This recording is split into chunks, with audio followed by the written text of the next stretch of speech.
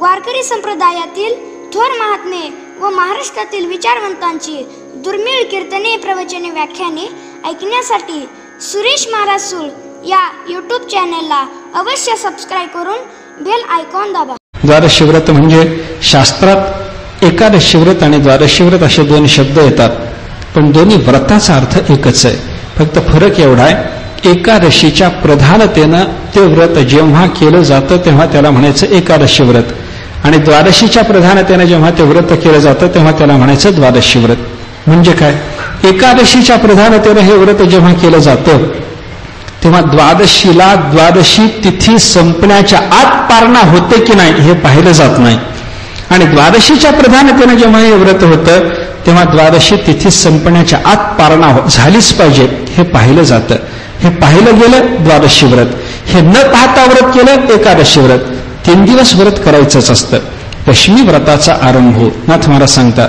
दशमीच्या दिवशी व्रताचा आरंभ, रात्री दशमीला जागरण, दिंडी, एकभुक्त राहणं, एकादशीच्या दिवशी संपूर्ण दिवसभर निराहारी राहणं, दिवसभर भगवंताचं चिंतन, रात्रभर जागर करणं. एकादश्याम विशेषण कर्तव्यम भोजन द्वयम, 2 गोष्टी एकादशीला विशेषतः करा. काय, रात्र जागरण करूया, दिवाचे हरिकीर्तनम, दिवसा हरिकीर्तन करा, रात्री जागर करा. एकादशीचा विधी सांगितला. एकादशीला निराहारी राहा, अंतःकरणाची वृत्ती परमात्म्याच्या जवळ नेऊन ठेवा, सगळ्या इंद्रियाची प्रवृत्ती भगवत सेवेत करा, रात्री जागरण आणि दिवसा भगवंताचं कीर्तन करा. एकादशीचा मुख्य विधी आहे बरं का. लोक विचारतात एकादशी करायची म्हणजे पहिल्यांदा प्रश्न असतो मग काय खायचं. अरे खायचं नाही काय हे विचार ना, काय खायचं हा प्रश्न नाही, करायचं काय हे विचारण्याच्या ऐवजी, देवाची कशी कशी सेवा करावी हे विचारायच्या ऐवजी बाकी संसाराच्या दृष्टीने अनुकूल काय आहे आणि काय घेतलेलं चालेल हाच विचार लोकांचा असतो बरं का. एकादशीचा असा आहे, एकादशीच्या दिवशी उपवास. उपवास म्हणजे उपवास, देवाच्या जवळ राहणे, आणि त्याच्याकरता शरीरालाही उपवास, अन्न न देणं, शरीराला दंड करणं, शरीराला अन्न न देणं. अन्न न देणं म्हणजे ज्याच्यानं उपवास मोडेल असं काही शरीराला द्यायचं नाही. एकादशीच्या दिवशी काय असतं, उपवास कशा कशाने मोडतो त्याचा विचार सांगितला. पा धर्मशास्त्र सांगतं, असकृत जलपानाच्च दिवास्वापाच्च मैथुनात उपवास हा प्रणश्यत सकृत तांबूल चर्वणात. असकृत जलपानाच्च, उपवासाच्या दिवशी एक वेळेला सोडून अनेक वेळेला पाणी पिलं उपवास मोडला. एक वेळेला पाणी प्यायला फार तर परवानगी आहे, असकृत जलपान नाही. उपवास हा प्रणश्यत, दिवास्वाप, दिवसा झोपला उपवास मोडला. मैथुनात, स्त्रीसेवन केलं उपवास मोडला. सकृत तांबूल चर्वणात, एकदा विडा चावला, खाल्ला नाही, विडा तोंडात धरून एकदा चावला उपवास मोडला. इतक्या कारणाने उपवास मोडतो. या गोष्टी वर्ज्य करा. शरीर शृंगार करायचा नाही, सात्विकता धारण करायचे, आणि अशा अवस्थेत परमात्म्याच्या जवळ शरीर वाणी मनानं राहायचं. असं एकादशीचं व्रत, द्वादशीचं व्रत हेच. पण एकादशी प्रधानतेनं केलं की एकादशी, आणि द्वादशी प्रधानतेनं व्रत केलं की द्वादशी. अंबरीश राजा द्वादशी प्रधानतेनं हे व्रत करत होता म्हणून त्याचं द्वादशी व्रत, आणि रुक्मांगद राजा एकादशी प्रधानतेनं हे व्रत करत होता म्हणून त्याचं एकादशी व्रत. नाथाने दोन्ही सांगितलं. एका अंबरीशी कारणे द्वादशीचा छंद, फल काय, तेने परमानंद प्रगटला. रुक्मांगदा कारणे एकादशीचा छंद, फल काय, तेने परमानंद प्रगटला. परमानंद प्रगटला ही फलश्रुती समान असल्यामुळे ही दोन्ही व्रत एकरूप आहेत. मन्वंतराणि सर्वाणि त्वयोक्तानि श्रुतानि मे वीर्याण्यनंत वीर्यस्य हरेस्तत्र कृतानि च. नवमस्कंदाची कथा सुरू होते. या नवमस्कंदाची कथा कशासाठी आली याचाही विचार आपण करायचा आहे. विचार करताना आपण पुराणाच्या लक्षणापैकी या ठिकाणी ईशानुकथा हा या पुराण लक्षणाचा विचार आहे. बाकीच्या सगळ्या स्कंदामध्ये आलेल्या एका एका लक्षणाचा विचार आपण पाहत आलो. सर्ग, विसर्ग, अत्र सर्ग विसर्गश्च, स्थानम, पोषणम, उत्तयः, मनवंतर इथपर्यंत आपण आलो. आता ईशानुकथा हा ईश्वराच्या कथा आणि ईश्वर भक्ताच्या कथा या संबंधातला विचार आपल्याला इथे पाहायचा आहे. ईशानुकथा म्हणजे केवळ ईश्वराची कथा नाही, ईश्वराच्या बरोबर असलेले जे भक्त महात्मे, ईश्वर स्वरूप असलेले, तन्मय असलेले, तस्मिंस्तज्जनेचे भेदाभावात असं ज्यांचं वर्णन नारदाने भक्तिसूत्रातून केलेलं आहे असे असलेले महात्मे अशा त्या महात्म्यांचं चरित्र, देवते संत हे ज्यांचं वर्णन आहे अशा साधू पुरुषांचं चरित्र हे सुद्धा ईशानुकथा या सदरामध्ये मोडणारं, या लक्षणामध्ये मोडणारं आहे. त्याचा विचार या स्कंदामध्ये आहे. ईशानुकथाचा विचार, या स्कंधाची अध्यायसंख्या सुद्धा पुन्हा 24च आहे. या स्कंदामध्ये काय साधलं काय याचा विचार सांगत असताना भक्तिशास्त्राच्या दृष्टीनं भागवताचा विचार करणारे काही महात्मे असं म्हणतात, भागवताचा मुख्य विचार आहे, मुख्य लक्ष आहे कृष्णकथा. आणि ती कृष्णकथा सांगायची आणि ती कृष्णकथा आपल्याला ऐकायची आहे. तेव्हा कृष्णकथा ऐकण्यासाठी चित्त निर्वासन पाहिजे. कारण काय, रासलीलेसारखं रहस्यभूत चरित्रही तिथं आपल्याला ऐकायचं आणि ती चरित्रकथा पाहत असताना कदाचित श्रीकृष्णाच्या चरित्रामध्ये सवासनतेचा आपल्याला जर संशय आला तर त्याच्यात आपलं अकल्याण आहे हे जाणून ते अकल्याण श्रोत्याचं होऊ नये या दृष्टीने शुकाचार्यांनी बाकीच्या सगळ्या कथा त्याचं चित्त, श्रोत्याचं चित्त निर्वासन होण्याच्या दृष्टीनं सांगितलेल्या आहेत. 7व्या स्कंदामध्ये वासना सांगितल्या. 8व्या स्कंदामध्ये वासनेच्या नाशाकरता लागणारा सद्धर्म सांगितला. तो सद्धर्म सांगत असताना त्या सद्धर्माचं अनुष्ठान वेगवेगळ्या पद्धतीनं कसं होऊ शकतं हे सांगितलं. 24 अध्यायातून त्या वेगळ्या पद्धतीनं त्या धर्माच्या मर्यादेचं चिंतन सांगितलं. एवढं झाल्याच्या नंतर लगेच कृष्णकथा नाही, अजूनही काही थोडीशी वासना कदाचित शिल्लक राहणं शक्य आहे. वासनाचा लेश म्हणा, कर्माधिकाचा लेश म्हणजे वासना, आणि त्या वासनेचाही लेश जर अजून काही आपल्या अंतःकरणामध्ये शिल्लक असेल तर तोही निवृत्त व्हावा, यासाठी म्हणून हा 9वा स्कंध आहे. कशी रचना आहे पहा. या 9व्या स्कंदामध्ये 24 अध्यायाचे आहेत. या 24 अध्यायाची विभागणी करत असताना काही लोकांनी 12 अध्यायाचा विभाग केला आणि काही लोकांनी 13-11 अध्यायाचा विभाग केलेला आहे. 13-11 अध्यायाचा विभाग करत असताना हा विभाग केला कसा, 13 अध्यायामध्ये सूर्यवंशाचं चरित्र आणि 11 अध्यायामध्ये चंद्रवंशातल्या लोकांचं चरित्र आहे. चंद्र सूर्य 2 वंशाचा विचार या ठिकाणी आला. विचार करत असताना वंशाचं चरित्र सांगत असताना, भक्तचरित्र ईशानुकथा सांगत असताना, त्या ईशानुकथा म्हणजे ईश्वर भक्तांच्या कथा सांगत असताना, त्या ईश्वर भक्तांच्या कथा सांगताना इतर कोणत्या ईश्वर भक्ताच्या कथा न सांगता सूर्य आणि चंद्र वंशातल्याच ईश्वर भक्तांच्या कथा, काय कारण आहे बोला? इतर वंशामध्ये कोणी भगवत भक्त झाला नाही का? इतर वंशामध्ये कोणी भगवत भक्त नाही का? त्यांच्या कथा का नाही? ईशानुकथा म्हणून त्यांना मान्यता नाही का? त्यांना जर मान्यता असेल तर मग त्या कथा घेण्याच्या ऐवजी याच कथा का, असं जर कोणी विचारलं तर त्याला उत्तर आहे, मुद्दाम सूर्यचंद्र वंशातल्या भगवत भक्तांच्या कथा इथं सांगितलेल्या आहेत. का? भगवत भक्तांच्या कथा सांगत असताना सूर्यचंद्र वंशातल्याच भगवत भक्तांच्या कथा का सांगितल्या याचं कारण सांगत असताना असं सांगितलंय, सूर्य आणि चंद्र हे अनुक्रमे बुद्धी आणि मनाचे अधिष्ठाते आहेत. बुद्धी आणि मनाचे अधिष्ठाते आहेत. वासनाचा संबंध बुद्धी आणि मनाशी जास्त आहे आणि बुद्धी आणि मनाशी असलेला वासनेचा संबंध विचारात घेऊन बुद्धी आणि मनोगत वासनाच्या क्षयासाठी चंद्र आणि सूर्याची उपासना उपयोगी आहे. बाकी कोणतेही साधन इथं विशेष उपयोगी होणार नाही. वासनाचा विचार करत असताना इंद्रियगत वासना, प्राणगत वासना, मनोगत वासना, बुद्धिगत वासना असा उत्तरोत्तर चिकट वासनाचा विचार आहे. इंद्रियगत वासना थोडक्यात जाणाऱ्या, प्राणगत वासना त्यापेक्षा चिकट आहेत, त्या जायला जास्त काळ लागतो. प्राणगत वासनाच्या पेक्षा सूक्ष्म रूप मनोगत वासनाचं आहे. मनोगत वासनाच्या पेक्षाही सूक्ष्म रूप जर कोणतं असेल तर ते बुद्धिगत वासनाचं आहे. उत्तरोत्तर या चिवट वासना आहेत, त्या गेल्या पाहिजेत. काहीतरी थोडंसं हरिस्मरण केलं, काहीतरी थोडंसं संपत्ती दान केलं, काहीतरी थोडंसं विपत्तीच्या काळामध्ये आपल्या वचनाला न फिरणं केलं, सर्व अवस्थात भगवत शरणागती स्वीकारली, याच्यानं आपल्या कदाचित वासनाचा क्षय झाला. पण हा वासनाचा क्षय कदाचित इंद्रियगतच झाला असेल. या इंद्रियगत वासनाच्या क्षयाच्या पलीकडे जर जायचं असेल तर त्याच्याकरता ईशानुकथा रूप धर्मानुष्ठान पाहिजे. कारण काय, धर्माचा विचार करत असताना स्थूल धर्म आणि सूक्ष्म धर्म या भेदाने विचार करून शास्त्रकारांनी, भक्तिशास्त्रकारांनी सांगितलं, वेदानं सांगितलेल्या सगळ्या धर्माच्या आचाराला स्थूल धर्म म्हणा आणि परमात्म्याच्या कथामध्ये प्रवृत्ती होणं, ईशानुकथात प्रवृत्ती होणं हा सूक्ष्म धर्म म्हणा. ईशानुकथा हा सूक्ष्म धर्म आहे आणि या सूक्ष्म धर्माच्या योगानं आपल्या अंतःकरणातल्या सूक्ष्म वासना त्यांचा क्षय करणं आपल्याला शक्य व्हावं.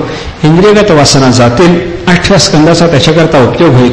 प्राणगत वासनाही कदाचित त्याच्याने जातील, पण मनोगत आणि बुद्धिगत वासनांच्या नाशासाठी मन आणि बुद्धीचे अधिष्ठाते त्यांची काहीतरी उपासना घडावी. म्हणून तुम्ही विचार करा, सूर्यनारायणाची उपासना झाली, बुद्धीत काहीतरी बदल आहे. धियो योनः प्रचोदयात, तो बुद्धीला प्रेरणा देणार आहे. सवितादेव बुद्धीला प्रेरणा देणारा, त्याची उपासना करा, त्याला अर्घ्य द्या, संध्योपासन करा. कशा करता हे सगळं? बुद्धीला प्रेरणा. काय प्रेरणा? वासना निवृत्तीपूर्वक परमात्म्याच्या प्राप्तीच्या दृष्टीनं प्रेरणा तो देणार आहे. म्हणून मग त्याची उपासना असते बरं का. तशी या स्कंदात त्याच्या वंशाची चरित्रकथा पाहून एक पद्धतीनं त्याची उपासनाच आहे. त्याची उपासना झाल्याच्या योगानं बुद्धिगत वासनाचा क्षय होणार आहे. आणि त्याच्याशिवाय चंद्रवंशाची कथा आहे. चंद्रवंशाची कथा कशा करता? मनाचा अधिष्ठाता तोय, बुद्धीचा अधिष्ठाता सूर्य, मनाचा अधिष्ठाता चंद्र, अशी संगती काही ठिकाणी आहे. काय इंद्रिय आणि त्यांचे अधिष्ठाते यांच्याबद्दल शास्त्रकारात मतभेद आहेत. कोणत्या इंद्रियाचा कोण अधिष्ठाता मानावा, साधारणपणे थोडासा मतभेद जरी असला तरी परंतु एका इंद्रियाच्या दृष्टीनं त्या एका देवतेचंच अधिष्ठातृत्व सांगितलंय ना. अधिदैवच आहे ना. अधिदैवाचा विचार करत असताना थोडी देवता बदलली म्हणून काही बिघडत नाही. प्रत्येकाच्या ठिकाणी सामर्थ्य सूर्य आणि चंद्र या दोघांना मन आणि बुद्धीचं अधिष्ठातृत्व मानलेलं आहे. बुद्धीचं अधिष्ठातृत्व सूर्याकडं आणि मनाचं अधिष्ठातृत्व चंद्राकडं. मनाचं अधिष्ठातृत्व चंद्राकडं असल्यामुळे चंद्राची उपासना करून मनोगत वासना घालवा. बुद्धीची अधिष्ठात्री देवता सूर्य असल्यामुळे सूर्योपासना करून सूर्यवंशातल्या भक्तांच्या, ईश्वर भक्तांच्या कथा ऐकून सूर्याची एक पद्धतीची उपासना करून बुद्धिगत वासना घालवा. या दृष्टीने या स्कंदामध्ये अशा या कथा आलेल्या आहेत बरं का. याच्याशिवाय सूर्यवंशामध्ये रामचंद्र प्रभूचा अवतार झाला. काय आपल्याला ज्या अवताराची कथा पाहायची आहे त्या पूर्वीच्या अवताराचं विस्मरण असून पुढच्या अवताराची कथा ऐकणं हे उचित ठरणार नाही. याच्याकरता म्हणून रामकथेच्या दृष्टीनं सूर्यवंशाची कथा आणि कृष्ण चरित्र ऐकायचं असल्यामुळे तो ज्या वंशात आला त्या चंद्रवंशाची थोडीशी कथा, अशी संगती काही लोक घेतात. काही लोकांनी असं सांगितलं, असं नाही. काय? बुद्धिगत वासना घालवायच्यात, बरोबर. बुद्धिगत वासना घालवण्याकरता म्हणून आपल्याला काहीतरी साधना करायची आहे, बरोबर. त्या वासना गेल्याशिवाय रासलीलेसारखी रहस्यमय लीला ऐकण्याचा अधिकार आपल्याला सिद्ध होणार नाही, हेही बरोबर. मग ती लीला ऐकायची आहे, त्याच्याकरता चित्त निर्वासन करायचं आहे. मग चित्त निर्वासन करण्याकरता आपल्याला विशिष्ट धर्म मर्यादेत राहावं लागतं. मर्यादा पुरुषोत्तमाचं चरित्र ऐका. मर्यादा पुरुषोत्तमाचं चरित्र म्हणजे रामचरित्र. रामचंद्र प्रभूला मर्यादा पुरुषोत्तम म्हणतात. मर्यादा पुरुषोत्तमाच्या चरित्राचं श्रवण एक पद्धतीनं मर्यादाचं चिंतन आहे. आणि त्या मर्यादाच्या चिंतनाच्या योगानं आपल्याला आपल्या बुद्धीमध्ये असलेल्या वासना घालवता येतील. अशा बुद्धिस्थ वासनाचा निराश करण्याकरता रामचरित्र म्हणून सूर्यवंश. अशा बुद्धिस्थ वासनांच्या नाशाकरता म्हणून बुद्धीशी अधिष्ठात्री देवता सूर्य म्हणून त्याच्या वंशातल्या भक्तांच्या चरित्रकथाच्या माध्यमातून त्याची उपासना. चंद्रवंशातल्या भक्तांच्या कथा ऐकून चंद्राची एक पद्धतीनं उपासना करून मनोगत वासनाचा क्षय. हे सगळं साधल्याच्या शिवाय कृष्ण चरित्र श्रवणाचा आपला अधिकार सिद्ध होणार नाही. म्हणून या स्कंदातून अशा दोन वंशाच्या थोड्याशा कथा सांगितलेल्या आपल्याला पाहायला सापडतात. मन्वंतराचं चरित्र राजाने ऐकलं.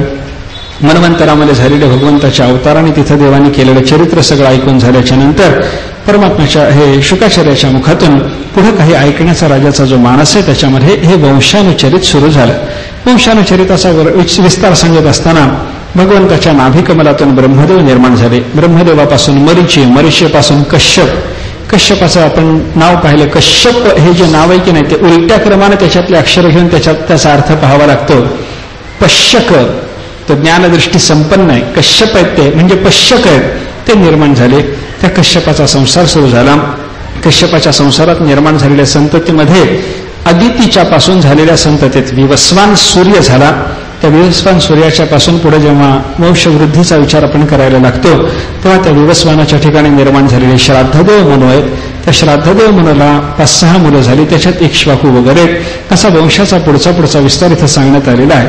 आणि हा वंश विस्तार सांगत असताना श्राद्धदेव मनुचा संसार चालू असताना त्या मनुच्या संसारामध्ये नाही वैवस्वत मनुचा संसार चालू असताना वैवस्वत मनुच्या संसारामध्ये त्यांची धर्मपत्नी श्रद्धा तिच्या ठिकाणी संतती नव्हती. संतती व्हावी म्हणून मैत्रावरुणाच्या संबंधाने एक यज्ञ करायचा ठरला.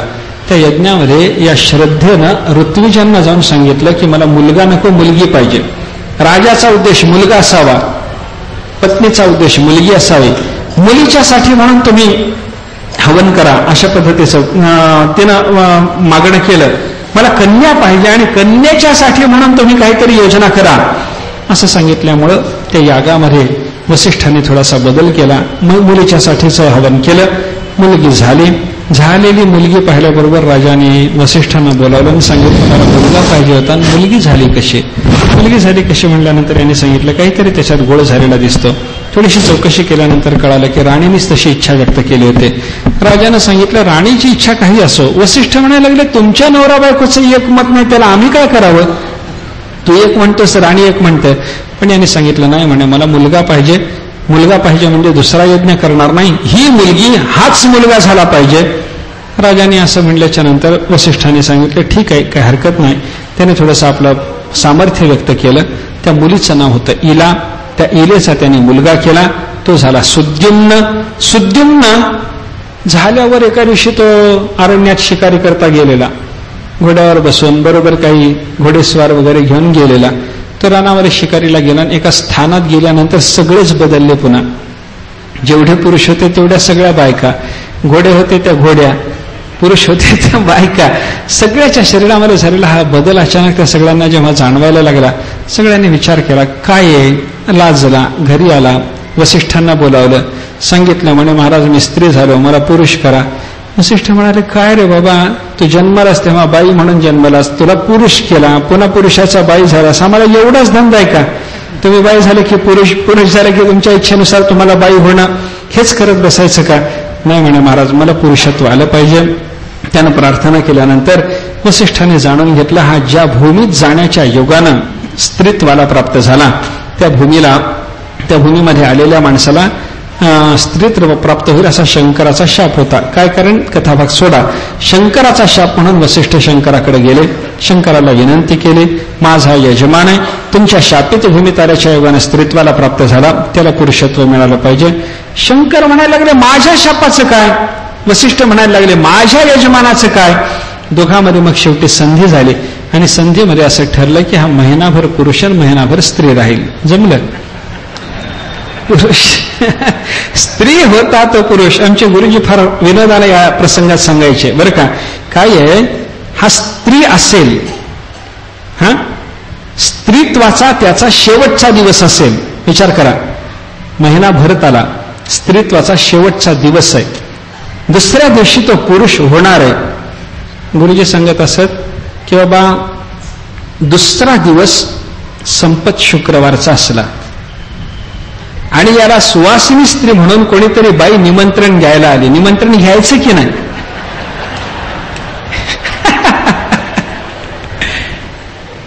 लक्ष्मीच्या व्रतासंबंधीचं निमंत्रण असल्यामुळे सुवासिनीला नाही म्हणता येणार नाही, पण निमंत्रण घेतलं की दुसऱ्या दिवशी बुवा होऊन बसतो. काय करता?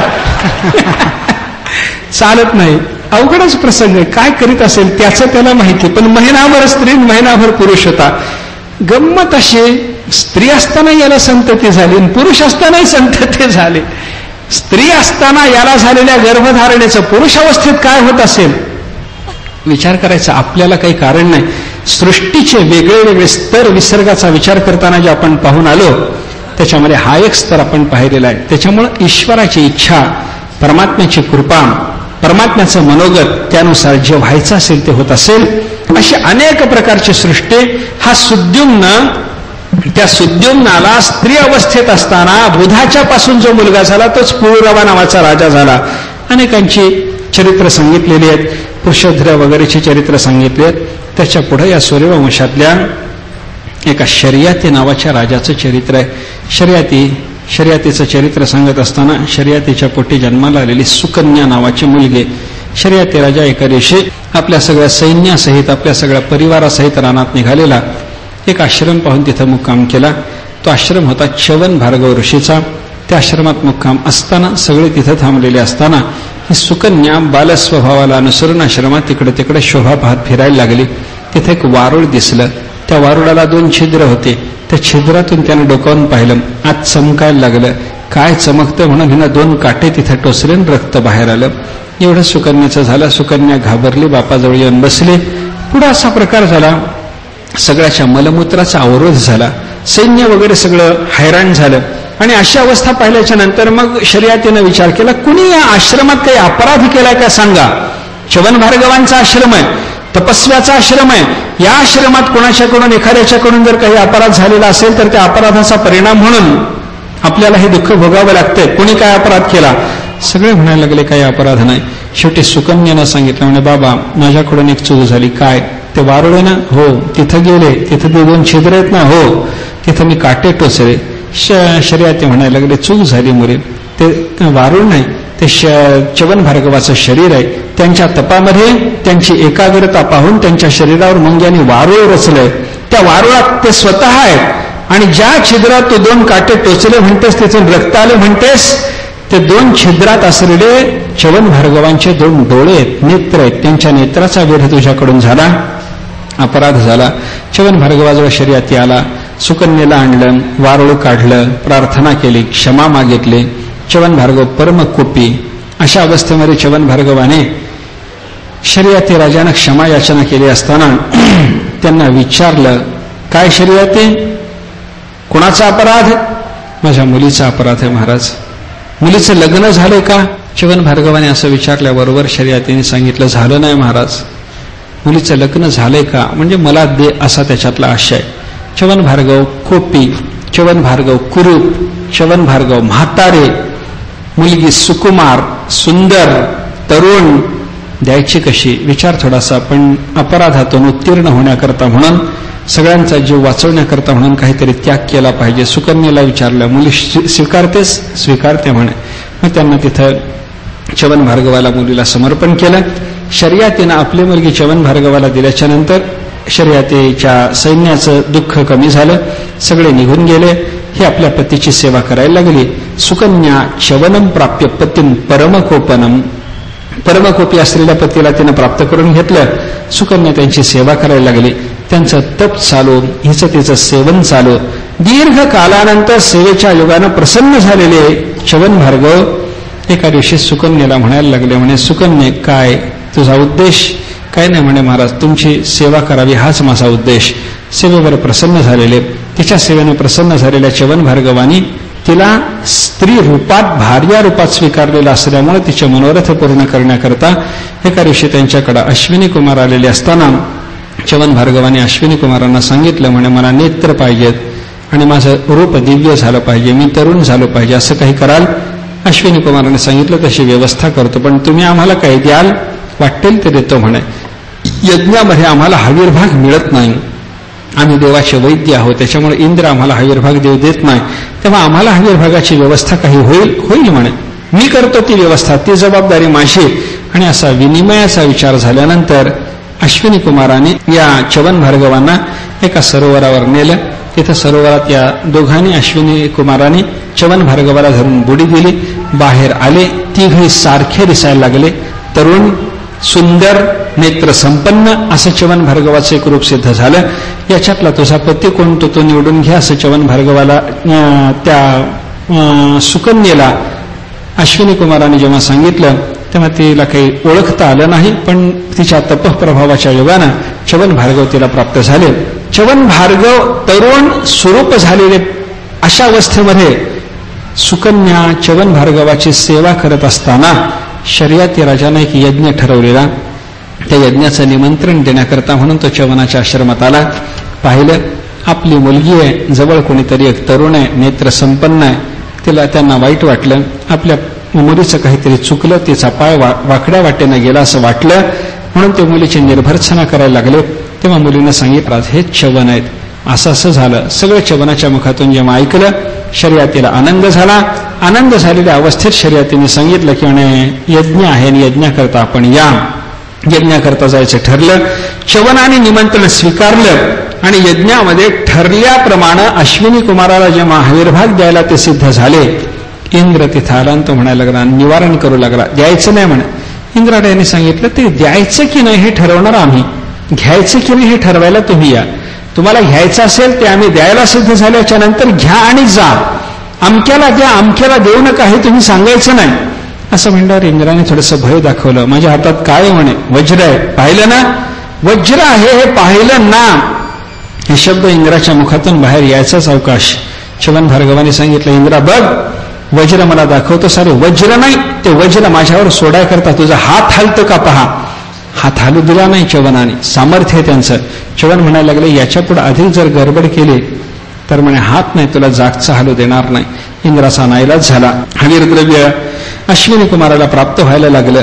याच्या पुढे अनेक राजे झाले. त्या राजांच्या बाबतीमध्ये ककुद्मी नावाचा एक त्या शर्यतीच्या वंशामध्ये निर्माण झालेला राजा, त्या ककुद्मीनं त्याला एक मुलगी झाली, ती रेवती.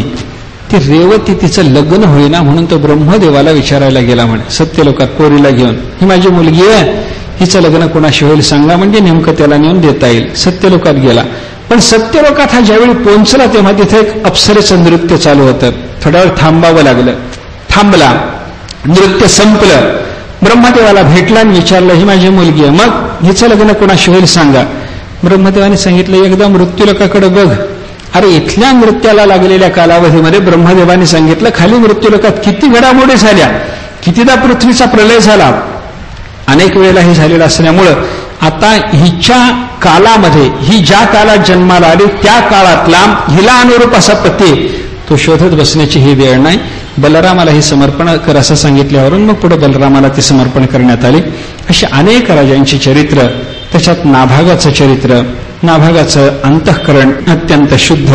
नाभागाचा गुरुगृही अभ्यासाकरता गेलेला असताना त्याच्या भावानी, बाप एकटाच घरी, भाऊ नाभाग अभ्यासाला गेलेला आणि नाभागाच्या सगळ्या बाकीच्या भावांनी विभागणी करून घेतली.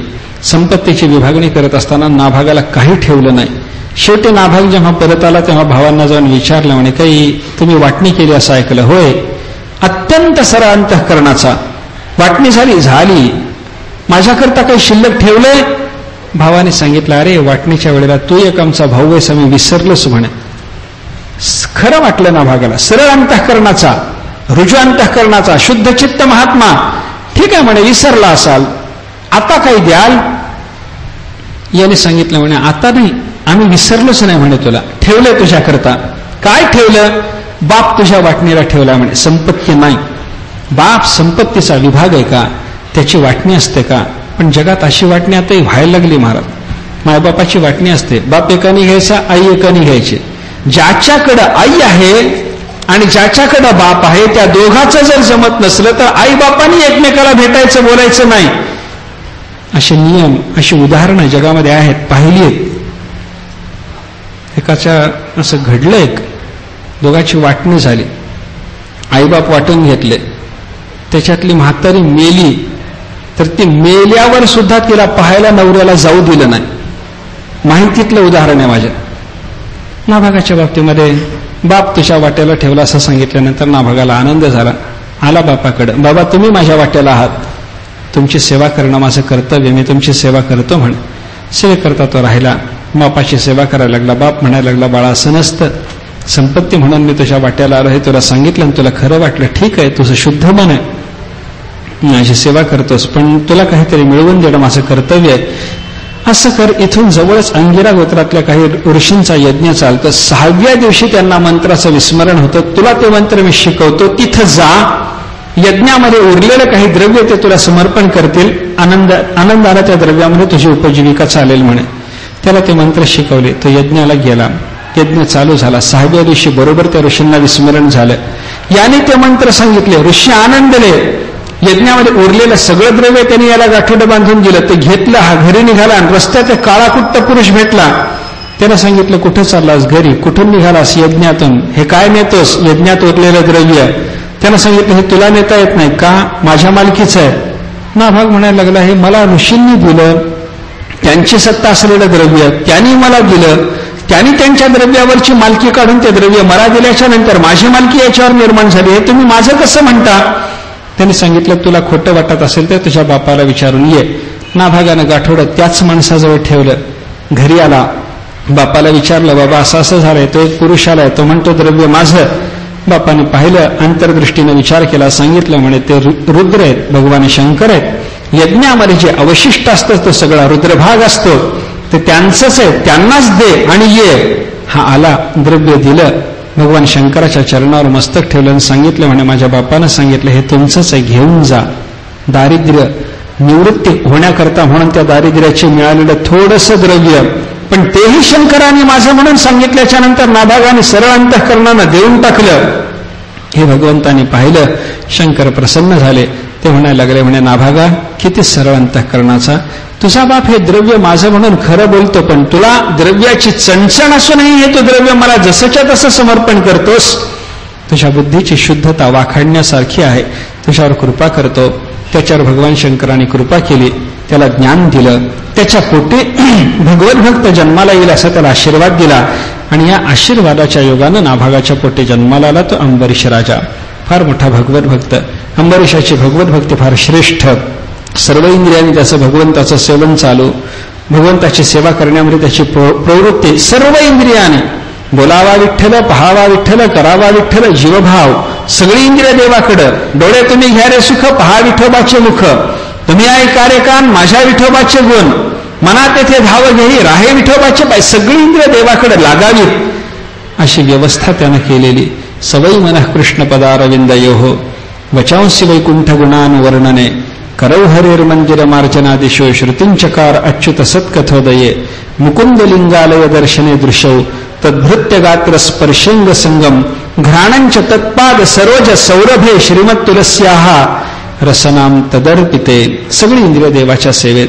रसनेचा वापर भगवत चरणाला समर्पित तुलसीचं समास्वादन करण्याकरता, घ्राणाचा वापर भगवंताला भगवत चरणाला समर्पित तुलसी आणि पुष्पाचा सुगंध घेण्याकरता, अंगाचा वापर भगवत भक्तांना आलिंगन देऊन ते सुख अनुभवण्याकरता, डोळ्याचा वापर परमात्म्याच्या प्रतिमेचं अवलोकन करण्याकरता, कानाचा वापर भगवत कथा ऐकण्याकरता, हाताचा वापर सम्राट असून भगवंताचं मंदिर झाडण्याकरता, वाणीचा वापर देवाचे गुण गाण्याकरता, मनाचा वापर भगवत चरणाच्या ठिकाणी स्थिर करण्याकरता, अशी सगळी इंद्रिय देवाच्या सेवेमध्ये अंबरीशानं लावलेली. आणि या अंबरीशानं कालांतरानं द्वादशी व्रत स्वीकारलं. द्वादशी व्रत म्हणजे शास्त्रात एकादशी व्रत आणि द्वादशी व्रत असे दोन शब्द येतात, पण दोन्ही व्रताचा अर्थ एकच आहे. फक्त फरक एवढा आहे, एकादशीच्या प्रधानतेनं ते व्रत जेव्हा केलं जातं तेव्हा त्याला म्हणायचं एकादशी व्रत, आणि द्वादशीच्या प्रधानतेनं जेव्हा ते व्रत केलं जातं तेव्हा त्याला म्हणायचं द्वादशी व्रत. म्हणजे काय, एकादशीच्या प्रधानतेनं हे व्रत जेव्हा केलं जातं तेव्हा द्वादशीला द्वादशी तिथी संपण्याच्या आत पारणा होते की नाही हे पाहिलं जात नाही, आणि द्वादशीच्या प्रधानतेनं जेव्हा हे व्रत होतं तेव्हा द्वादशी तिथी संपण्याच्या आत पारणा झालीच पाहिजे हे पाहिलं जातं. हे पाहिलं गेलं द्वादशी व्रत, हे न पाहता व्रत केलं एकादशी व्रत. 3 दिवस व्रत करायचंच असतं. दशमी व्रताचा आरंभ नाथ महाराज सांगतात. दशमीच्या दिवशी व्रताचा आरंभ, रात्री दशमीला जागरण, दिंडी, एकभुक्त राहणं, एकादशीच्या दिवशी संपूर्ण दिवसभर निराहारी राहणं, दिवसभर भगवंताचं चिंतन, रात्रभर जागर करणं. एकादश्याम विशेषण कर्तव्यम भोजन द्वयम. 2 गोष्टी एकादशीला विशेषतः करा. काय, रात्र जागरण करूया, देवाचे हरिकीर्तनम, दिवसा हरिकीर्तन करा, रात्री जागर करा. एकादशीचा विधी सांगितला. एकादशीला निराहारी राहा, अंतःकरणाची वृत्ती परमात्म्याच्या जवळ नेऊन ठेवा, सगळ्या इंद्रियाची प्रवृत्ती भगवत सेवेत करा, रात्री जागरण आणि दिवसा भगवंताचं कीर्तन करा. एकादशीचा मुख्य विधी आहे बरं का. लोक विचारतात एकादशी करायची म्हणजे पहिल्यांदा प्रश्न असतो, मग काय खायचं? अरे खायचं नाही काय हे विचार ना, काय खायचं हा प्रश्न नाही, करायचं काय हे विचारण्याच्या ऐवजी, देवाची कशी कशी सेवा करावी हे विचारायच्या ऐवजी, बाकी संसाराच्या दृष्टीने अनुकूल काय आहे आणि काय घेतलेलं चालेल हाच विचार लोकांचा असतो बरं का. एकादशीचा असा आहे, एकादशीच्या दिवशी उपवास. उपवास म्हणजे उपवास, देवाच्या जवळ राहणे, आणि त्याच्याकरता शरीरालाही उपवास, अन्न न देणं, शरीराला दंड करणं, शरीराला अन्न न देणं. अन्न न देणं म्हणजे ज्याच्यानं उपवास मोडेल असं काही शरीराला द्यायचं नाही. एकादशीच्या दिवशी काय असतं, उपवास कशा कशाने मोडतो त्याचा विचार सांगितला. पा धर्मशास्त्र सांगतं, असकृत जलपानाच्च दिवास्वापाच्च मैथुनात उपवास हा प्रणश्यत सकृत तांबूल चर्वणात. असकृत जलपानाच्च, उपवासाच्या दिवशी एक वेळेला सोडून अनेक वेळेला पाणी पिलं उपवास मोडला. एक वेळेला पाणी प्यायला फार तर परवानगी आहे, असकृत जलपान नाही. उपवास हा प्रणश्यत दिवास्वाप, दिवसा झोपला, उपवास मोडला. मैथुनात स्त्रीसेवन केलं, उपवास मोडला.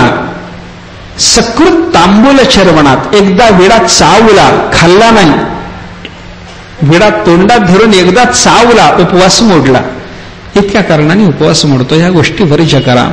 शरीर शृंगार करायचा नाही, सात्विकता धारण करायचे आणि अशा अवस्थेत परमात्म्याच्या जवळ शरीर वाणी मनानं राहायचं. असं एकादशीचं व्रत, द्वादशीचं व्रत हेच. पण एकादशी प्रधानतेनं केलं की एकादशी आणि द्वादशी प्रधानतेनं व्रत केलं की द्वादशी. अंबरीश राजा द्वादशी प्रधानतेनं हे व्रत करत होता म्हणून त्याचं द्वादशी व्रत, आणि रुक्मांगद राजा एकादशी प्रधानतेनं हे व्रत करत होता म्हणून त्याचं एकादशी व्रत. नाथाने दोन्ही सांगितलं. एका अंबरीशी कारणे द्वादशीचा छंद, फल काय, तेने परमानंद प्रगटला. रुक्मांगरा कारणे एकादशीचा छंद, फल काय, तेने परमानंद प्रगटला. परमानंद प्रगटला ही फलश्रुती समान असल्यामुळे ही दोन्ही व्रत एकरूप आहेत. फक्त फरक काय, एकादशी प्रधानतेनं करणं आणि द्वादशी प्रधानतेनं करणं. अंबरीशाचं व्रत द्वादशी प्रधान, त्याचं हे व्रत चालू असताना, द्वादशीला तिथी संपाच्या आत त्याची पारणा चालू असताना व्रत वर्षभराकरता घेतलेलं, नियमानं चाललं. शेवटचे द्वादशी आले. अंबरीश राजा आता भगवत पूजन वगैरे करून पारणा करणार इतक्या त्याच्याकडे दुर्वास आले. दुर्वासाचं आगमन झालं. त्याने दर्शन घेतलं, स्वागत केलं आणि सांगितलं, म्हणे महाराज या, पारणा माझी होणार आहे, माझ्याबरोबर तुम्ही या, जेवायला या. जेवायला बोलावलं. दुर्वासाने सांगितलं, माझं काही अन्निक राहिले, जलाशयावर जातो, अन्निक आटोपतो, येतो, जेवणाची तयारी कर. यानं भोजनाची तयारी केली. द्वादशी तिथी संपायची वेळ आली, पण ते तिकडे जे ध्यानाधिकात गुंतले ते आलेच नाहीत. द्वादशी संपायची वेळ, वर्षभर केलेलं व्रत वाया जाणार. आज तिथी संपायच्या जर पारणा झाली नाही तर काय करायचं, असा विचार अंबरीशाच्या मनात आल्यावर त्यानं विद्वानांना बोलावलं आणि सांगितलं, समस्या अशी आहे, दुर्वासाला बोलावले, त्यांची अनास्था होऊ नये आणि माझ्या व्रताचाही भंग होऊ नये, याच्याकरता मधला मार्ग सांगा. ब्राह्मणाने सांगितलं, प्राहुरभक्षणं विप्राह यशितं नाशितं च तत. केवळ थोडंसं पाणी घे. पाणी घेण्यानं पारणा होईल, व्रत संपेल. आणि पाणी घेण्यानं न जेवल्यामुळे दुर्वासाचा अपमान होणार नाही, त्यांनाही समाधान राहील. पाणी घे. यानं पाणी घेतलं, पारणा झाली, समाधानानं बसला. इतक्या दुर्वास आले. दुर्वासाने पाहिलं, ज्या अर्थी याच्या चेहऱ्यावर समाधान आहे त्यार्थी याचं जेवण झालेलं दिसतं. रागावले, नाही ते बोलले. याच्या नाशाकरता म्हणून यांनी एक कृत्या निर्माण केली. भगवंताच्या सुदर्शनाचं तिथं वास्तव्य होतं. सुदर्शन घरटी करी, त्याच्याजवळ सुदर्शनानं राहणं केलेलं असल्यामुळं अंबरीशाच्या रक्षणाकरता सुदर्शन होतं. ते सुदर्शन त्या कृत्येवर गेलं, त्या कृत्येचा नाश केला त्या सुदर्शनाने. मग ते सुदर्शन चक्र दुर्वासाच्या पाठीमागं लागलं. दुर्वासाच्या पाठीमागे ते चक्र लागल्यानंतर त्या चक्रापासून स्वतःची मुक्तता करून घेण्यासाठी दुर्वास अनेक ठिकाणी फिरले. कुठेही ते चक्र थांबलं नाही. ब्रह्मदेवाकडे गेले आणि सांगितलं, म्हणे चक्र माझ्या पाठीमागलं, लागलंय, याच्यातून माझं रक्षण करा. ब्रह्मदेव म्हणायला लागले, आमच्या बापाचं चक्र आम्ही काय करणार. शंकराकडे गेले. शंकराने सांगितलं, विष्णूचं चक्र मला काही करता येत नाही. महाविष्णूकडे आले. महाविष्णूनं सांगितलं, हे चक्र माझं खरं, पण ताबा अंबरीशाचा, मला काही करता येत नाही. अहम भक्त पराधीन, मी भक्त पराधीन आहे. अंबरीश म्हणेल तर चक्रातून मुक्तता, अंबरीश म्हणेल तर चक्रात तुम्ही सापडलेले असणं, असं होईल. अंबरीशाकडे जा. शेवटी दुर्वासांना नाईलाजानं अंबरीशाकडे यावं लागलं. अंबरीशाकडे आले.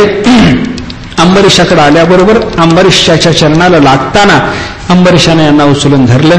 सुदर्शनाची प्रार्थना केली. सुदर्शनाला शांत केलं. शांत झाल्यानंतर दुर्वासाच्याकडे पाहून अंबरीश म्हणायला लागला, महाराज काय जेवण तयार आहे.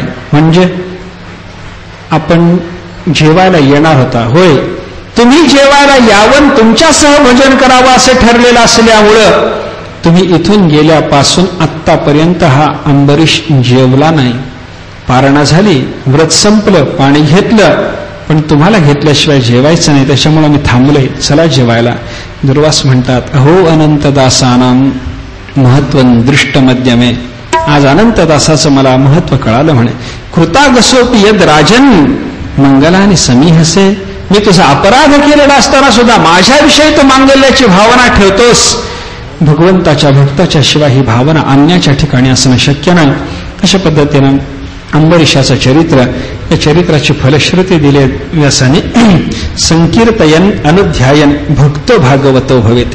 अंबरीशाच्या चरित्राचा उच्चार करण्याच्या योगानं आपल्याला सुद्धा भक्त पदवी प्राप्त होणार आहे. पुढे इक्ष्वाकूचा वंश अजून सांगितला. त्याच्या वंशात जन्माला आलेला यवनाश्वापासून जन्मलेला तो मांधाता नावाचा राजा. मांधात्याच्या पुढे सौभरी ऋषीचं चरित्र आहे. मांधात्याच्याकडे असलेल्या 50 मुली आणि सौभरीचं लग्न झालं अशी कथा येते. सौभरी ऋषींना काय झालं, एका ऋषी ते सर्व एका जलाशयावर काही आन्ही करत होते आणि त्यांनी तिथं मत्स्य मैथून पाहिलं. त्यांना तसं सुख असावं अशी इच्छा झाली. मांधात्याच्याकडे आले. त्याला सांगितलं म्हणे तुला 50 मुली आहेत, मला एक मुलगी देऊन टाक. मांधात्यानं विचार केला काय यांना मुलगी देण्यामध्ये काही अर्थ नाही, दारिद्र्य वगैरे आहे, त्याच्यामुळे यांना काही सांभाळ करता येणार नाही. आपल्यावरचं संकट त्यानं मुलीवर ढकललं. तो म्हणला मुली 50 आहेत पण आम्ही क्षत्रिय आहोत, आमच्याकडे स्वयंवर असतं, जिनं तुम्हाला वरलं तिला घेऊन जा. त्याने सांगितलं ठीक आहे, माझं हे म्हाताऱ्याचं रूप पाहून तू असं समजतोस काय, ठीक आहे. गेले योग सामर्थ्यानं तारुण्य धारण केलं, दिव्य रूप धरलं, आले त्या मुलींच्या मंदिरातून फिरायला लागले. 50 मुलींनी इच्छा व्यक्त केली आम्हाला हाच नवरा पाहिजे. मांधाता म्हणायला लागला काय करावं. सौभरीने विचारलं काय आहे. आमच्या मुलीची अशी इच्छा. चालेल म्हणे, मला काही, मी रामभक्त नाही, एकच बायको पाहिजे असं नाही, मी कृष्ण भक्त आहे. 50 चालतील. 50 राण्याबरोबर संसार केला आणि एका दिवशी पुन्हा अचानक वैराग्य झालं. मोठ्याचं सगळंच मोठं, त्यांना झालेलं विषयप्रेम तेही मोठं, अंतःकरणात निर्माण झालेलं वैराग्य तेही मोठं, अगोदरचं वैराग्य पुढेही वैराग्य, मधली अवस्था फक्त विषयाची जरी दाखवलेली असली, विषयांगता या महात्म्यांच्या ठिकाणी असते असं नाही. पुढे त्रिशंकूचं चरित्र आहे. पुढे हरिश्चंद्र राजाचं चरित्र आहे. हरिश्चंद्राच्या पोटे जन्माला आलेल्या त्या रोहिताचं चरित्र आहे. सगराचं चरित्र आहे. विषासहित जन्मला म्हणून तो सगर, त्या सगरानं निर्माण केले म्हणून सागर, समुद्र. 60,000 सगराला मुलं. त्याचा यज्ञ चालू असताना अश्वमेध यज्ञाचा घोडा इंद्राने जेव्हा पळवला तेव्हा सगराची मुलं त्याला शोधा करता म्हणून निघाली इंद्राला. 2-3 वेळेला तो इंद्रापासून तो घोडा परत आणण्याचा प्रयत्न केला होता, पण शेवटी तो इंद्राने जो घोडा नेला तो कपिलांच्या आश्रमासमोर नेऊन बांधला. हे सगर पुत्र फिरत गेले. त्यांना त्या आश्रमाच्या समोर असलेला तो घोडा दिसला. हा घोडा आणणारा कपिलाचार्यच असला पाहिजे, हे महात्मेच असले पाहिजेत, या महात्म्याच्या रूपाने इंद्रच असला पाहिजे असा भाव निर्माण झाला. कपिलांच्या समाधीत त्यांनी भंग केला. कपिलाचार्यांनी क्रोधपूर्ण दृष्टीनं त्या 60,000 सगरपुत्राकडे पाहिलं. क्रोधपूर्ण दृष्टीनं पाहिल्याच्या योगानं ते दग्ध झाले, मेले, जळाले. मग त्यांच्या उद्धारासाठी त्यांच्या वंशजांनी प्रयत्न चालू केला. अंशुमानानं तपश्चर्या केली, गंगेनं यावं आणि माझ्या पितरांचा उद्धार करावा. त्याचं आयुष्य संपलं. गंगा प्रसन्न झाली नाही. पुढे त्याचा मुलगा दिलीप त्यानं तप केलं, त्याचंही आयुष्य संपलं. पुढे भगीरथानं तप केलं आणि त्याच्या काळामध्ये 3 पिढ्याची ही तपस्या फलद्रूप झाल्यामुळं गंगा त्याच्यासमोर प्रगट झाली. गंगेला त्यानं सांगितलं म्हणे माझ्या या पितरांचा उद्धार करायचा आहे, तुला आलं पाहिजे. गंगेनं सांगितलं येईन, पण 2 अडचणी आहेत. पहिली अडचण, मी वरून स्वर्गातून मृत्यूलोकात येत असताना माझा वेग धारण करणारा कोणीतरी पहा. कोपी धारयिता वेगम पतंत्याने महितले अन्यथा भूतलम हित्वा निर्पयास्य रसातलम. नाहीतर मग काय होईल म्हणले, माझ्या वेगाच्या योगानं मी पृथ्वीवर पडले तर धरणीचा भेद करून पाताळात जाईन. मला स्वर्गातून येण्याकरता जसं तप तुला करावं लागलं, पुन्हा पाताळातून वर काढायकरता तप करायचा प्रसंग येईल, म्हणून माझा वेग धारण करणारा कोणी बघ. त्याने सांगितलं शंकराला विनंती करतो, वेग धारण करणारा मिळेल. ठीक आहे. दुसरी अडचण, मृत्यूलोकात पापी अधिक आहेत, ते माझ्यात येतील, सगळं पाप सोडतील. मृजामी तदघन कुत्र, त्या पापाचं परिमार्जन मी कुठे करायचं. राजवंश तत्र विचिंत्यताम, त्याचा विचार कर. भगीरथानं सांगितलं त्याचीही व्यवस्था आहे. काय, आमच्या मृत्यूलोकामध्ये केवळ पापी आहेत असं समजायचं कारण नाही. मृत्यूलोकामध्ये जशी पाप्यांची संख्या आहे त्याप्रमाणे काही पुण्यवान महात्मेही आमच्या मृत्यूलोकामध्ये आहेत. त्यांच्या संबंधानं साधवहा, न्यासिनहा, शांताहा, ब्रह्मिष्ठाहा, लोकपावनाहा हरंत्यघमतेंग संगात, ते तुझं पाप घालवतील. गंगेनं सांगितलं माझ्यात पाप जमलं, ते महात्म्याकडे द्यायचं. महात्म्याचं पाप पुन्हा कुठे जायचं, त्यांच्याजवळ आलेलं, तिथं ते पाप राहत नाही. तेषु आस्ते अघभिधारीही, त्यांच्या हृदयामध्ये पापाचा नाशच करणारा, निवृत्ती नाही, इकडून तिकडं प्रेषण नाही, नाश करणारा परमात्मा त्यांच्या हृदयात विद्यमान आहे, तो त्या पापाचा नाश करेल. असं म्हणल्यावर गंगा प्रगट झाली. त्या प्रगट झालेल्या गंगेला पुढे पुढे चालत मार्ग दाखवत हा भगीरथ पुढे निघाला. 60,000 सगरपुत्रांच्या त्या भस्माच्या स्थानावर जेव्हा गंगा आली तेव्हा त्यांचा उद्धार झाला. त्यांचा उद्धार झाला. पुढे अनेक इक्ष्वाकूच्या वंशात जन्मलेल्या राजांच्या वेगळ्या वेगळ्या राजांच्या कथा आहेत. याच्या पुढे भगवान रामचंद्र प्रभूचं चरित्र आहे. रामचंद्राचं चरित्र इथं 2च अध्यायात आहे. भागवत रामकथा सांगण्याकरता नाही, कृष्ण कथा सांगण्याकरता. आणि कृष्ण कथेसाठी आपली मनोभूमिका सिद्ध व्हावी, शुद्ध व्हावी, निर्वासन व्हावी, याच्याकरता थोडक्यात रामकथेचा विचार या ठिकाणी आलेला आहे बरं का. रामचंद्र प्रभूची कथा विस्ताराने न सांगता फार थोडक्यात सांगितलेले. गुरुवर्थे त्यक्तराज्यो व्यचरदनुवनम पद्मपद्भ्याम प्रियायाः तानि स्पर्शा क्षमाभ्याम वृजितपथरुजो यो हरीन्द्रानुजाभ्याम वैरूप्यात् शूर्पणख्याः प्रियविरह ऋषा रोपितभ्रू विजृंभ त्रस्ताब्धिर्बद्धसेतुः खलदवदहनः कोसलेंद्रोवतान्नः. कोसलेंद्र हा नहा अवतात. त्या भगवान रामचंद्राने आमचं रक्षण करावं. पित्याच्या आज्ञेकरता ज्यानं राज्याचा त्याग केला, जिचे चरण अतिशय सुकुमार आहेत, अशा सीतेच्या चरणाने ज्या रामचंद्राच्या चरणाचं अनुसरण वनवासामध्ये केलं, ज्या चरणाला कुणालाही स्पर्श करता येणार नाही असे ते भगवंताचे चरण, त्याचे लक्ष्मण आणि मारुतीने सेवा केली असे देवाचे चरण कमल आहेत. वेगळं वेगळं चरित्र सांगून त्या भगवान रामचंद्राला नमस्कार करून, काय देवाचं चरित्र, सगळंच चरित्र, कोणत्याही अवतारातलं चरित्र तसं चांगलंच असतं, महत्वाचंच असतं. पण प्रसंग कृष्णकथेचा असल्यामुळं रामचरित्र विस्तारानं नाही. तसं कृष्णकथेपेक्षा रामकथा विपुल उपलब्ध आहे बरं का. चरितम रघुनाथस्य शतकोटी प्रविस्तरम, शतकोटी प्रविस्तर अशी ती कथा आहे. पण त्या कथेच्या संबंधानं फारसा विचार भागवतामध्ये नाही. थोडक्यात रामचंद्र प्रभूची कथा इथे सांगण्यात आलेली आहे. काय रामाची ही जी कथा आहे, रामकथेच्या बाबतीमध्ये विचार करत असताना विस्तार जरी शतकोटी प्रविस्तर असला तरी थोडक्यामध्ये ही रामकथा सांगता येते. थोडक्यात रामकथेचा विचार आहे. आदव राम तपोवनादि गमनम वगैरे जे श्लोक आहे त्याच्यातून फक्त रामकथेचं थोडक्यात चिंतन आपल्याला पाहायला सापडतं. वेगवेगळ्या पद्धतीनं रामाची कथा आहे.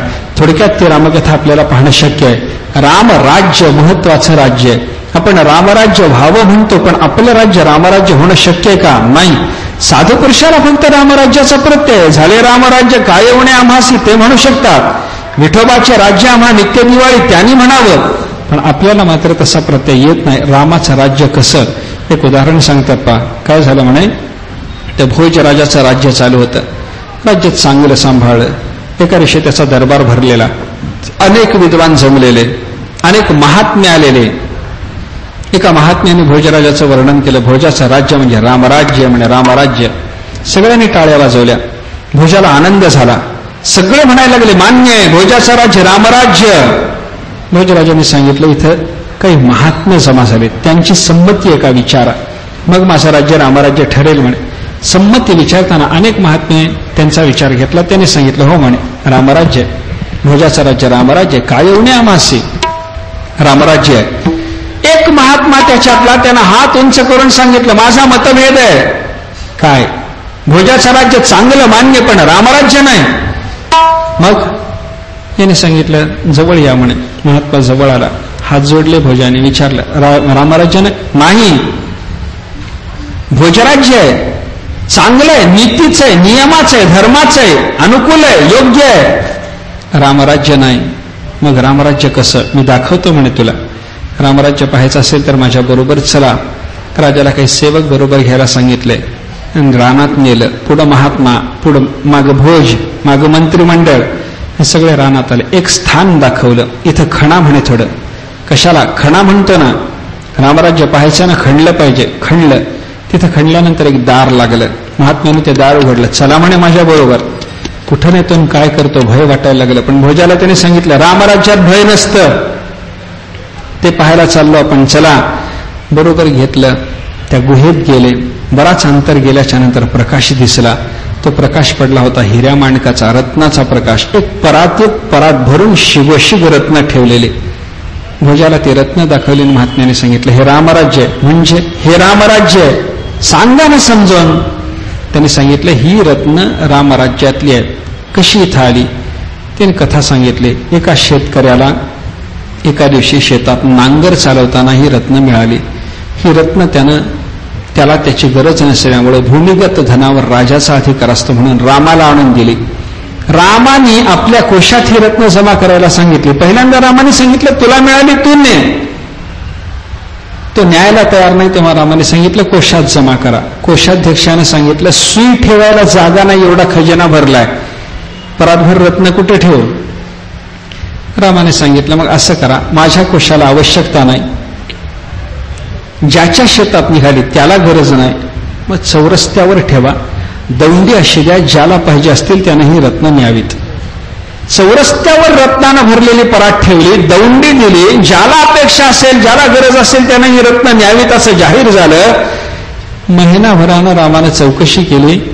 चौकशी अंती कळालं की त्याच्यातलं एक मोहरी एवढं रत्नही कोणी नेलेलं नाही. रामाने सांगितलं की म्हणे आपल्याला गरज नाही, ज्याच्या शेतात मिळाली त्याला गरज नाही. माझ्या प्रजाजनापैकी सगळ्यांना जाहीर करून सांगूनही एकानेही ज्या अर्थी एकही रत्न नेलं नाही त्या अर्थी माझ्या प्रजेत कोणालाही याची गरज नाही. जमिनीत पुरून टाका म्हणे. पुन्हा जमिनीत पुरलं. ते हे स्थान आहे, आता बाहेर चला म्हणे. महात्मा बाहेर आला, कडी लावली, रामराज्य पाहिलं. आता तुमचं बघा, काय बघा, आलेल्या माणसाच्या कमरा तपासा, खिसे तपासा. आपण रामराज्य म्हणून बघायला गेलेल्या त्या हिऱ्याच्या परातीतून प्रत्येकाने हातात येतील तेवढी रत्न खिशात घातलेली होती. प्रत्येक एक दोन काय कळायचंय, जाता जाता घेऊन जायचं. इथं बंदच आहेत ना रत्न. सगळ्यांनी खिशामध्ये आणलेली ती रत्न पाहिल्याबरोबर राजाला त्यांनी सांगितलं हे तुझं राज्य, ते रामराज्य, म्हणून तुझ्या राज्याला रामराज्य. असं रामराज्य आहे. रामचंद्र प्रभू त्याने केलेलं राज्य, तो भगवंताचा अवतार, ते मर्यादा पुरुषोत्तमत्व, या सगळ्याच्या सगळ्या गोष्टी रामचंद्र प्रभूच्या संबंधातल्या अत्यंत महत्वाच्या. त्याच्यानंतर इक्ष्वाकु वंशातल्या काही उरलेल्या राजांची चरित्र सांगून निमीचा वंश सांगितलाय. निमी राजा हाही सूर्यवंशातलाच. निमी राजाच्या बद्दल काय आहे, हा निमीचा वंश आहे ना, ब्रह्मज्ञान्यांचा वंश आहे. वसिष्ठच त्यांचे कुलगुरू. वसिष्ठाला त्यानं एका यज्ञाचं निमंत्रण दिलं. म्हणजे महाराज यज्ञ करायचा. वसिष्ठाने त्याला सांगितलं तुझं निमंत्रण यायच्या आधी मी इंद्राचं निमंत्रण घेऊन बसलो, तिकडे जातो, त्याचा यज्ञ करतो, मग तुझ्याकडे येतो. वसिष्ठ गेले. याने यज्ञाची सगळी सिद्धता केलेली. दुसरे ब्राह्मण धरले, याने यज्ञ करून घेतला. वसिष्ठाला अपमान वाटला. वसिष्ठाने आल्याबरोबर पाहिलं यज्ञ झाला. कसा केला? तुम्ही लोभानं तिकडे गेलात म्हणून मी इतर ब्राह्मणाकडून यज्ञ करून घेतला. वसिष्ठ रागावले. त्यांनी याचं शरीर पडेल असा शाप दिला. त्याने वसिष्ठाला शाप दिला. वसिष्ठाला दिलेल्या शापानं वसिष्ठाचे शरीर पडलं, पण वसिष्ठाला पुन्हा ते शरीर धारण करता आलं. त्याच्यानंतर या निमीला सुद्धा उशाप देताना त्यांनी सांगितलं की म्हणे तुलाही शरीर प्राप्त होईल. निमीनं सांगितलं मला शरीर नको म्हणे. आता ब्रह्मज्ञान झालेला महात्मा पुन्हा देह तादात्म्य त्याचा एकदा गेल्याच्या नंतर पुन्हा शरीराची अपेक्षा करीलच कशाला. त्यानं शरीराची अपेक्षा केली नाही. त्याला शरीर नको होतं.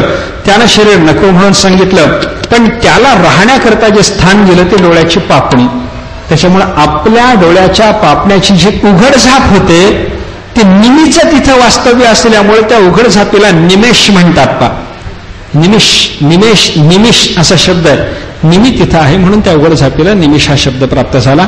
या निमीच्या वंशाचा विचार आहे. निमीच्या वंशातल्या बऱ्याचशा लोकांची नावं, बऱ्याचशा म्हणण्यापेक्षा संख्येनंच विचार जर केला तर 55 पुरुषाचे नाव आहेत. 55 जण या निमीच्या वंशामध्ये झालेले. निमी, जनक, उदावसु, नंदीवर्धन, सुकेतू, देवरात, बृहदश्व, महावीर्य, सुधृती, दृष्टकेतू, हर्यश्व, मरु, प्रतिपक, कृत्यरथ, देवमेढ, विश्रुत, महाधृती, कृत्यरात, महारोमा, स्वर्णरोमा, ह्रस्वरोमा, शिरध्वज, हा सीतेचा बाप असलेला जनक आहे बरं का. हे सगळ्याच्या सगळे जनक म्हणून प्रसिद्ध, विदेह म्हणून प्रसिद्ध. विदेह स्थिती आहे सर्वांनीच प्राप्त केलेली. पण शिरध्वज, कुशध्वज, धर्मध्वज, कृतध्वज, त्याचा भाव मितध्वज, त्याच्यानंतर केशध्वज, भानुमान, शतद्युम्न, शुची, सनद्वाज, ऊर्ध्वकेतू, अज, पुरुषित, अरिष्टनेमी, श्रुतायु, सुपार्श्वक, चित्ररथ, क्षेमधी, समर्थ, सत्यरथ, उपगुरु, उपगुप्त, वस्वनंत, युयुध, सुभाषण, श्रुत, जय, विजय, ऋत, शुनक, वीतहव्य, धृती, बहुलाश्व, कृती, महावशी, एवढी सगळी नावं इथं या एका अध्यायामध्ये सांगितलेली आपल्याला पाहायला सापडतात. काही एवढी सगळी नावं तुम्हाला वाचून दाखवायचं काही कारण नव्हतं. एकच कारण त्याच्यामध्ये सांगतो, हा सगळा वंश ब्रह्मज्ञानाचा आहे. सगळी ब्रह्मज्ञानाची नावं आहेत. 55 पिढ्यात सगळे ब्रह्मज्ञानी झाले. काय आश्चर्य बघा. हेते वै मैथिला राजन आत्मविद्या विशारदाहा, सगळेच्या सगळे आत्मविद्या विशारद, योगेश्वर प्रसादेन द्वंद्वैहि मुक्ताहा, योगेश्वर भगवंताच्या प्रसादानं हे सगळेच्या सगळे द्वंद्वातून मुक्त.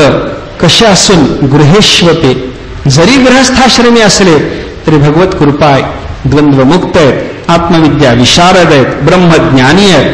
55 पिढ्यात प्रत्येक पुरुष ब्रह्मज्ञानी निघाला. हे निमीच्या वंशाचं वैशिष्ट्य आहे. इथं सूर्यवंश आपला संपलाय. चंद्रवंशाची थोडीशी कथा आणि त्या चंद्रवंशामध्ये भगवान श्रीकृष्णाचा प्रादुर्भाव कसा झाला, प्राकट्य कसं झालं ती कथा त्याच्या सत्रात आपण पाहू. भगवत संतांचं नामस्मरण करू. श्री ज्ञानदेव श्री तुकाराम, श्री ज्ञानदेव श्री तुकाराम, श्री ज्ञानदेव श्री तुकाराम, श्री ज्ञानदेव श्री तुकाराम, श्री ज्ञानदेव श्री तुकाराम, श्री ज्ञानदेव श्री तुकाराम, ज्ञानदेव श्री तुकाराम, श्री ज्ञानदेव श्री तुकाराम, श्री ज्ञानदेव श्री तुकाराम, श्री ज्ञानदेव श्री तुकाराम, श्री ज्ञानदेव श्री तुकाराम, श्री ज्ञानदेव श्री तुकाराम, श्री ज्ञानदेव श्री तुकाराम, श्री ज्ञानदेव श्री तुकाराम, श्री ज्ञानदेव जय तुकाराम, श्री ज्ञानदेव श्री तुकाराम, श्री ज्ञानदेव श्री तुकाराम.